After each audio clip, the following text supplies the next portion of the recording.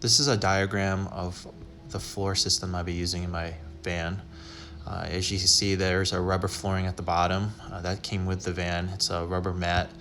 And on top of that, I'll be installing 1-inch 150 XPS foam board, and that's an R value of R5.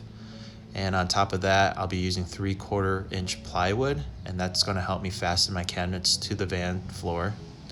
And to finish it off, I'll be using vinyl planking that's waterproof and mildew resistant to just make things a little bit more tidier. And during the winter months, I'll be also installing carpet on top of the vinyl planking, and that's going to be removable, and that's just going to make things a little bit more warmer during the winter months. This picture is the rubber factory matting that came with the van when I purchased it, and this is what I'm going to be using for my base layer.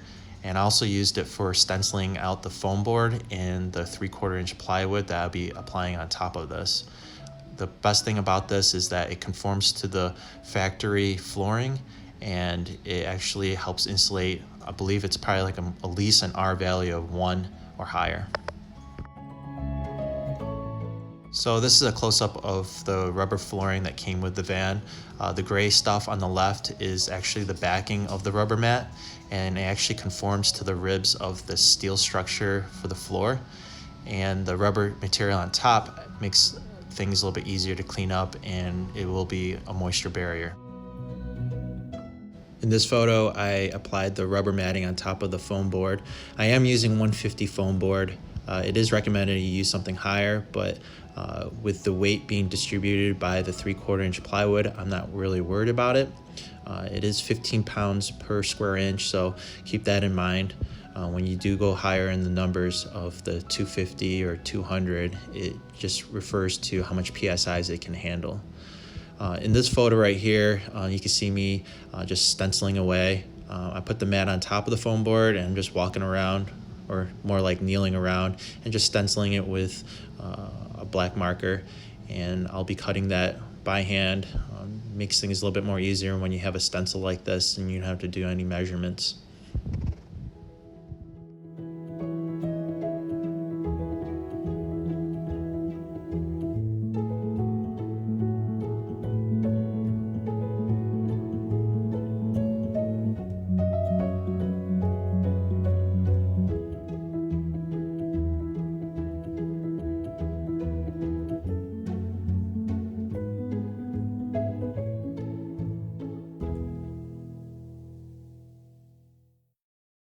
So this next shot is me trying to show you guys how I cut this foam board with a utility knife that has a very long blade. I was kind of fighting it because it was a little bit harder to cut it vertically without anything backing it up for support. But I was just trying to show you guys how easy it is to just use a big utility knife and just cut away at it. I love this utility knife. It's just one of those things that you must have in your toolbox. And I'm just trying to work my way around this corner. So I gave up and just put it on the ground and finished it off there. But you kind of have the idea of how to cut the foam board, and it's pretty easy to use. And there's the piece. Here is the picture of me finishing it up right there, just installing it to dry fit it to make sure everything's lined up. And I won't be adhering anything to the rubber mat between the foam board to the rubber mat. I'm just going to leave it floating.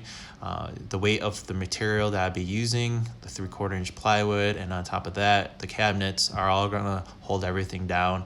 And also I'll be installing the sidewalls that are going to lock every corner of the floor down, so I wouldn't have to put any more holes to the steel or fasten it to the actual structure itself. Everything's going to be floating. And then the vinyl plank on top of that, it's going to be just for cosmetics, so I'm not going to have that underneath the cabinets or anything. So this next shot coming up is an actual photo of me just putting the factory rubber mat on top of the 3/4 inch plywood as a stencil.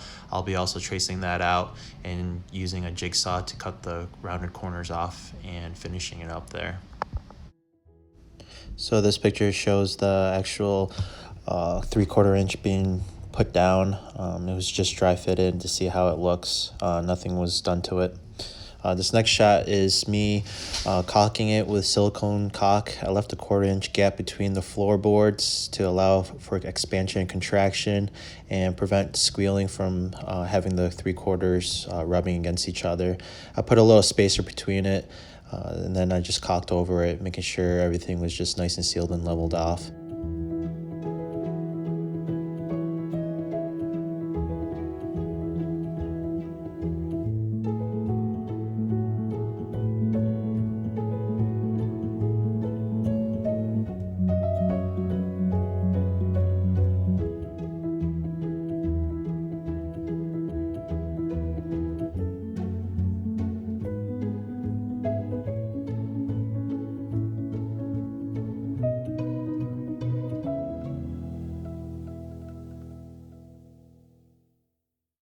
So this next video shows that I'm just using the caulk to adhere this little piece of 3/4 to the foam board. I actually made a mistake, and I used the original stencil to stencil it out, but then I'm doing an extra bump out, so there's a piece of molding that I didn't account for. So I was like 3 inches short on this piece, but it was okay. It's just this one part. And anyways, the cabinet that's I'm installing in the future will cover this anyways.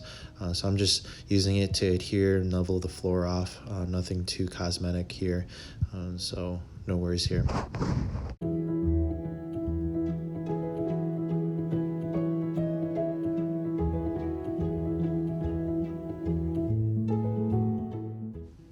So this next shot shows that I'm using spray foam for the larger gaps that were along the edge of the boards. Right there, I'm just foaming up that fender right around that area to just level it off and to seal everything between the floorboard.